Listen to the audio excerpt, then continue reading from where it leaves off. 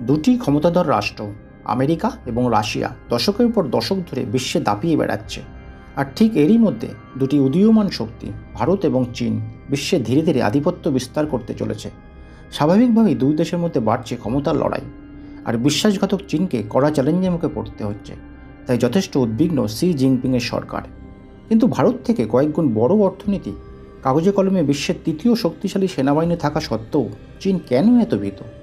ভারতকে নিয়ে আতঙ্কিত হওয়ার প্রকৃত কারণটাই বা কী? এই সমস্ত কিছুই জানবে আজকের ভিডিওটিতে।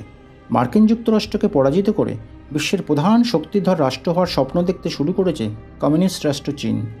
চীনের প্রেসিডেন্ট শি জিনপিংয়ের পরিকল্পনা আগামী 2049 সালের মধ্যে বিশ্বের 1 নম্বর রাষ্ট্র হিসেবে আত্মপ্রকাশ করা।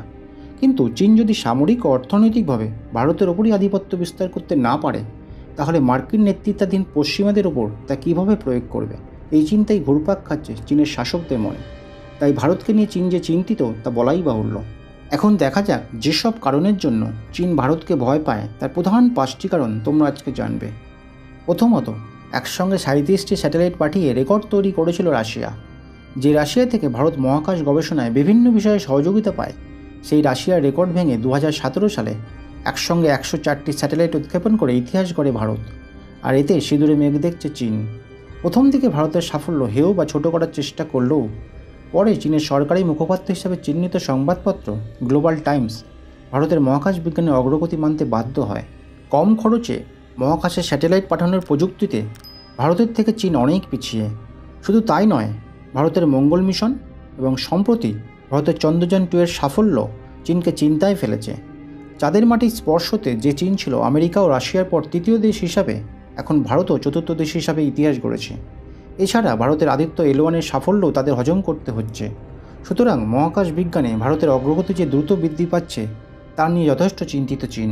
দ্বিতীয় কারণটি হলো দক্ষিণ চীন সাগর পুরোটাই চীন তাদের বলে দাবি করে, যেখানে প্যারাসেল আইল্যান্ড এবং স্পার্টলি আইল্যান্ডের বিতর্কিত নির্মাণের জেরে আমেরিকা সহ একাধিক দেশের সঙ্গে সংঘাতের পরিস্থিতি সৃষ্টি করেছে চীন। যতই গরজাক না কেন, ভারত ও আমেরিকার যৌথ সামরিক শক্তির মোকাবিলা করার সামর্থ্য নেই চীনের, তা ভালোই জানে শি জিনপিং। 2016 সালে 29শে আগস্ট ভারত আমেরিকার মধ্যে যে লজিস্টিক চুক্তি স্বাক্ষরিত হয় তাতে আতঙ্কিত চীন। এই চুক্তির মূল বিষয় হলো উভয় দেশ পরস্পরের জমি ব্যবহার করতে পারবে। যেমন মার্কিন যুক্তরাষ্ট্রের যুদ্ধজাহাজ এবং যুদ্ধ বিমানগুলো ভারতের সামরিক ঘাঁটি ব্যবহার করতে পারবে এবং প্রয়োজনে রসদ ও জ্বালানি সংগ্রহ করবে। যুদ্ধকালীন পরিস্থিতিতে যুদ্ধজাহাজ ভারতের বন্দরে নোঙর করতে পারবে এবং ভারতের বিমান ঘাঁটিতে মার্কিন যুদ্ধবিমান, ড্রোন প্রয়োজন মতো ওঠানামা করবে। আর এই সব বিষয়গুলোতেই রাতের ঘুম কেড়ে নিয়েছে চীনের। তৃতীয় কারণটি হলো প্রোডাকশন। 90-এর দশক থেকেই অর্থনীতি ক্ষেত্রে চীনের উন্নতি ঘটতে থাকে দ্রুত গতিতে। অর্থনীতি ও উৎপাদন ক্ষেত্রে ভারতের থেকে এগিয়ে থাকলেও ভারতের ক্রমবর্ধমান উৎপাদন শক্তি এবং প্রযুক্তিতে আতঙ্কিত চীন।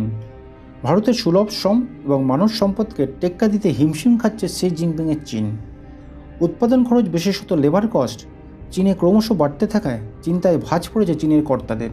চীনের গ্লোবাল টাইমসে প্রকাশিত একটি রিপোর্টে ম্যানুফ্যাকচারিংয়ে ভারতের অগ্রগতির কথা মেনে নিয়েছে।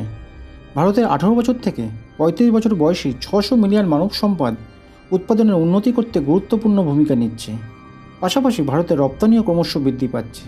চতুর্থ কারণটি হলো ইন্টেলিজেন্স বা বুদ্ধিমত্তা।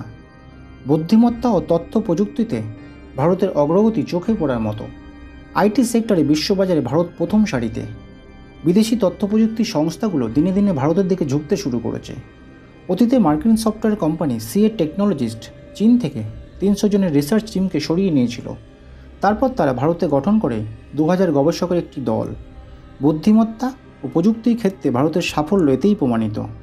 সম্প্রতিকালে অ্যাপেল চীন থেকে তাদের প্রোডাকশন ভারতে স্থানান্তরিত করে। সুতরাং হাইটেক ট্যালেন্ট ও সুলভ মানব সম্পদের জন্য ভারতের দিকে ক্রমাগত ঝুঁকছে বিদেশি তথ্য প্রযুক্তি সংস্থাগুলি। আর এতেই কপালে ভাঁজ পড়েছে চীনের। সর্বশেষ ও গুরুত্বপূর্ণ বিষয়টি হলো এফডিআই। বিদেশি বিনিয়োগের ক্ষেত্রে চীনকে টেক্কা দিতে চলেছে ভারত। বিদেশি বিনিয়োগ টানতে চীন তাদের অর্থনীতিকে আরও উদার করার চেষ্টা চালিয়ে যাচ্ছে। 2013 সালে চীনে এফডিআই বা বিদেশি বিনিয়োগ ছিল $290.93 বিলিয়ন, যেখানে 2022 সালে অর্থাৎ 10 বছর পরে এফডিআই দাঁড়ায় $180.17 বিলিয়ন। সুতরাং ব্যাপক হারে হ্রাস পায় চীনের বিদেশি বিনিয়োগ। আবার ভারতে 2013 সালে এফডিআই ছিল $34.3 বিলিয়ন, তা 2022 সালে বেড়ে দাঁড়ায় $84.84 বিলিয়ন। সুতরাং বিদেশি বিনিয়োগ ভারতে 10 বছরে 150 গুণ বৃদ্ধি পায়।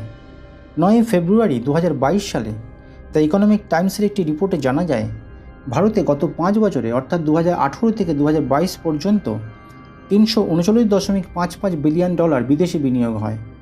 অর্থাৎ দিনে দিনে ভারতে এফডিআই বৃদ্ধি পাওয়ায় যথেষ্ট চিন্তায় রয়েছে চীন। তাই দর্শক বন্ধু, তোমরা আজকে জানলে যে প্রধান 5টি কারণের জন্য চীন ভারতকে ভয় পাচ্ছে। সুতরাং তোমাদের কি মতামত কমেন্ট বক্সে লিখে জানিও।